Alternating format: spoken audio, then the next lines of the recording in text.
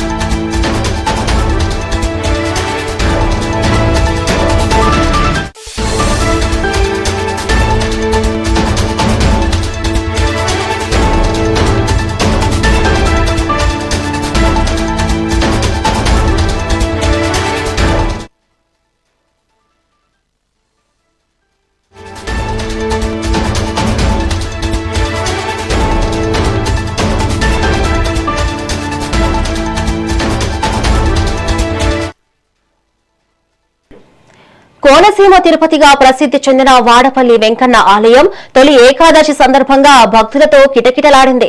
ఆలయ పరిసరాలు గోవింద నామస్మరణతో మారుమ్రోగాయి. స్వామివారి దర్శనం కోసం భారీగా భక్తులు తరలివచ్చారు. ఉచిత దర్శనానికి 3 గంటలు, 200 దర్శనానికి 2 గంటల సమయం పడుతుంది. ఇప్పటికే 70,000 మంది భక్తులు స్వామివారిని దర్శించుకోగా సాయంత్రానికి మరో 70,000 మంది వరకు దర్శనం చేసుకునే అవకాశం ఉందని అధికారులు తెలిపారు. భక్తుల రద్దీ దృష్ట్యా అధికారులు అన్ని ఏర్పాటు చేశారు. ఇక దీనిపై మరింత సమాచారం మా ప్రతినిధి ఉదయ్ అందిస్తారు లైవ్ లో. ఉదయ్, చెప్పండి. భక్తజనాన్ని నీరాజులాలనుకుంటున్న వాడపల్లి వెంకటేశ్వర స్వామి ఆలయం తొలి ఏకాదశి సందర్భంగా భక్తులతో కిటకిటలాడుతుంది. తెల్లవారుజాము నుంచి క్యూలైన్ లో అయితే భక్తులు స్వామి దర్శనానికి అయితే వేచి ఉన్నారు.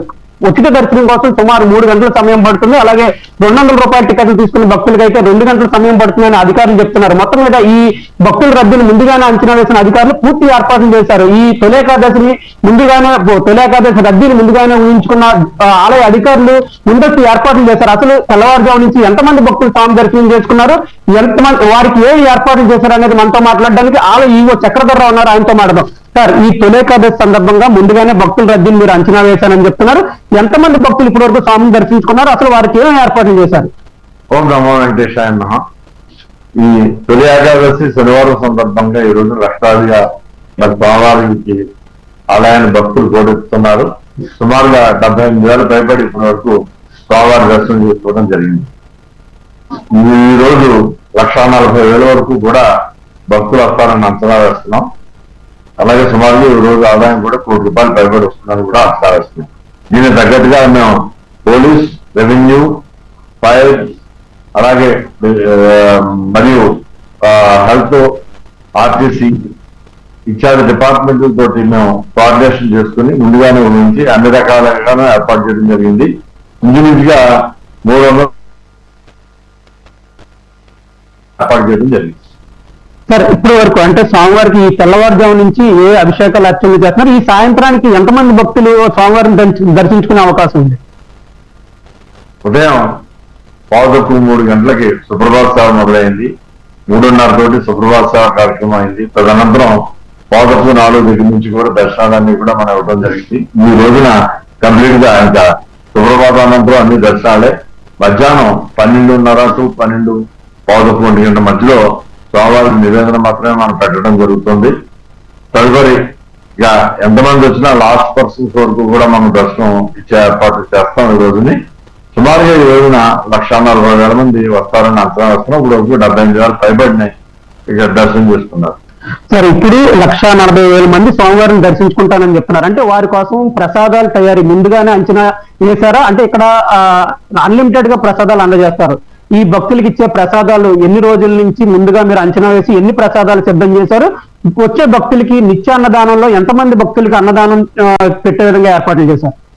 మేము గత 4 రోజుల నుంచి కూడా ఈ ప్రసాదాన్ని తయారు చేయడం జరుగుతుంది. ఎప్పటికప్పుడు ప్రతిరోజు కూడా కొద్దిగా సేల్ అయినా సుమారుగా మేము లాస్ట్ టైం 65,000 లడ్డూలు మనకి అమ్మకం జరిగింది. మరి ఈవేళ సుమారుగా 1,00,000 లడ్డూలు మనం డిమాండ్ ఉంటుందని చెప్పేసి తయారు చేస్తూ సిద్ధంగా ఉన్నాం. సార్ ఇప్పుడు సాధారణ భక్తులే మాకు విఐపీలని సాధారణ భక్తుల సేవలోనే దేవస్థానం అధికారులకు తరిస్తున్నారు. అంటే విఐపీల సంగతి పక్కన పెడితే సాధారణ భక్తులకి ఈ వికలాంగులకి వయోవృద్ధులకి ఏమో ఏర్పాటు చేశారు, అసలు వారు దర్శించలేక ఎలా ఉంది? ఈ దేవాలయంలో మాన్యులకే కాదు సామాన్యులకు కూడా స్వామివారు అందుబాటులో ఉంటుందనే దృక్పథంతో ఇక్కడ మరి ఈ రోజున ఈ దర్శనం దృష్టిలో పెట్టుకుని లఘు దర్శనం ఏర్పాటు చేయడం జరిగింది. అంతరాళ దర్శనాన్ని మరి తాత్కాలికంగా ఈ రోజు వరకు ఆప్ చేయడం జరిగింది.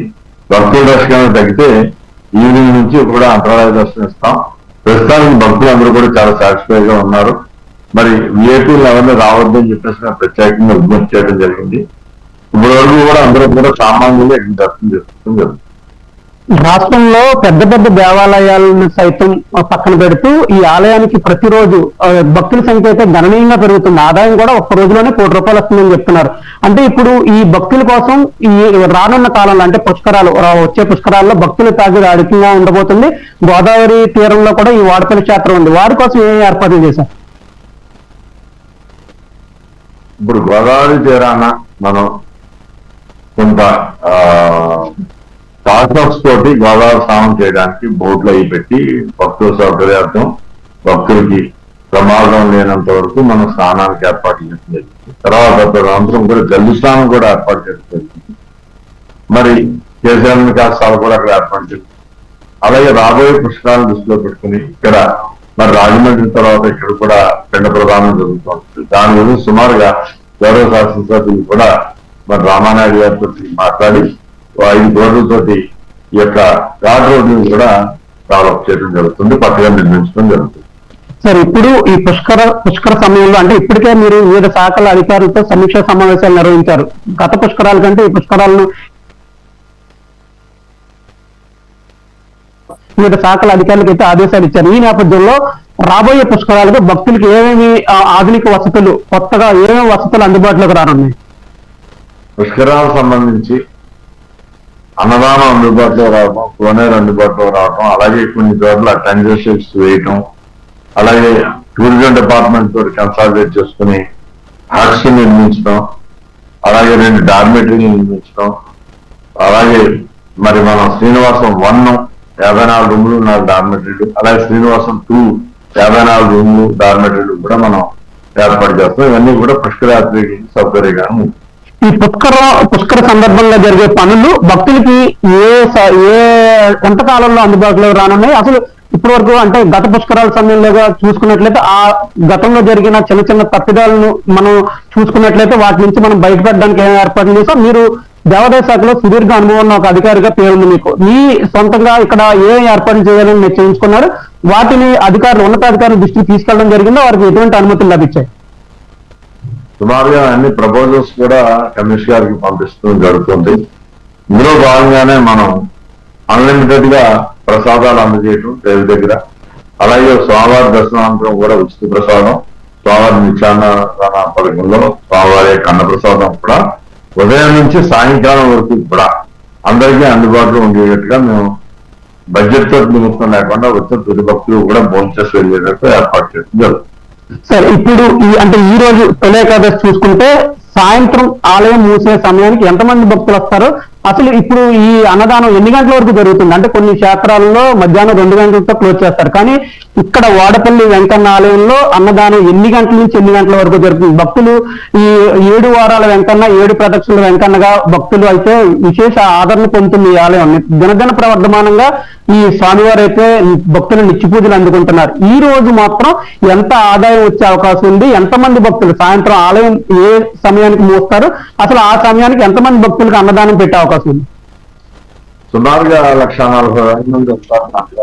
40% వరకు కూడా ఇక్కడ మరి భోజనం చేస్తారు. సుమారుగా 40,000 పైబడి భోజనం చేస్తారని అంచనా వేస్తూ దానికి తగ్గట్టు 40,000 నుంచి 45,000 వరకు కూడా మేము ప్రిపేర్ అయ్యి అన్ని రకాలుగాను వంటలు చేయడం జరిగింది. మరి ఈ రోజు లాస్ట్ భక్తుల వరకు కూడా అది 9 అయినా 9:30 అయినా 10 అయినా 10:30 అయినా వరకు స్వామివారి యొక్క దర్శనం వచ్చి ప్రధానమైన టెంపుల్ క్లోజ్ చేయడం జరుగుతుంది. అలాగే ఉదయం 9:30 నుంచి మరి సాయంకాలం 5:30 వరకు కూడా ఇక్కడ అన్నప్రసాద హాల్లో మరి స్వామివారి ప్రసాదం భక్తులందరికీ కూడా వితరణ చేస్తాం.